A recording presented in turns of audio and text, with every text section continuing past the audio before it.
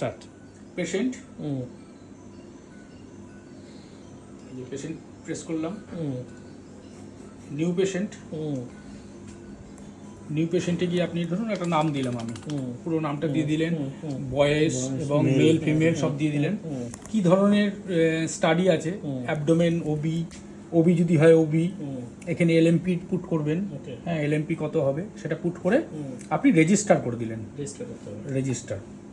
ঠিক আছে, আবার আর একটা পেশেন্টের নাম লিখলাম, ধরুন ভি ভি ভি ভি, ঠিক আছে। এবার এটা হচ্ছে অ্যাবডোমেন, এখানে অ্যাবডোমেন করে রেজিস্টার করে দিলাম। এবার যখন স্যার আসলো, তখন স্যার আসলো, স্যার বললো ওই পেশেন্টটার দেন, আপনি কি করবেন, জাস্ট পেশেন্টে যাবেন, এটা ক্লিয়ার করবেন। আমি ধরুন এ পেশেন্টের দেবো, ঠিক আছে। এ পেশেন্টের এখানে গিয়ে ডাবল ক্লিক, হ্যাঁ ডাবল ক্লিক করে এখানে এক্সিট করে দিলেই হয়ে যাবে। ওই পেশেন্টেরই সব পিকচার চলে আসবে। এ পেশেন্টে চলে গেল। এবার এখানে গিয়ে স্যার ধরে এই P1 সেভ হচ্ছে,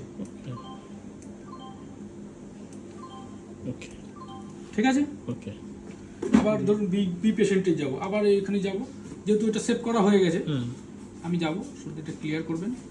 ভি এই আগের পেশেন্টে এটা ডবল ক্লিক করবেন, এক্সিট করে যাবেন। ভি অ্যাবডোমেন করেছিলাম, অ্যাবডোমেন, ওকে, ঠিক আছে। ঠিক আছে। আবার দেখুন ওইটা যদি আমি করতে চাই, ডিলিট করুন। ধরুন এ, এখানে গিয়ে এক্সিট, এটা ওবি করেছিলাম, হ্যাঁ দেখুন এখানে সব চলে আসবে ওবি, সব প্যারামিটারগুলো চলে আসবে। ঠিক আছে। ঠিক আছে দাদা। ওবির মেজারমেন্ট এটা থেকে মেজারমেন্ট আসে, বিপিডি, সিএফএল, ও ডাক্তার দেখে এটা ডাক্তারদের পার্ট, ঠিক আছে, ঠিক আছে। ওকে। প্রিন্টার সেট হয়ে গেল, এবার আপনারা জায়গা মতো ঠিক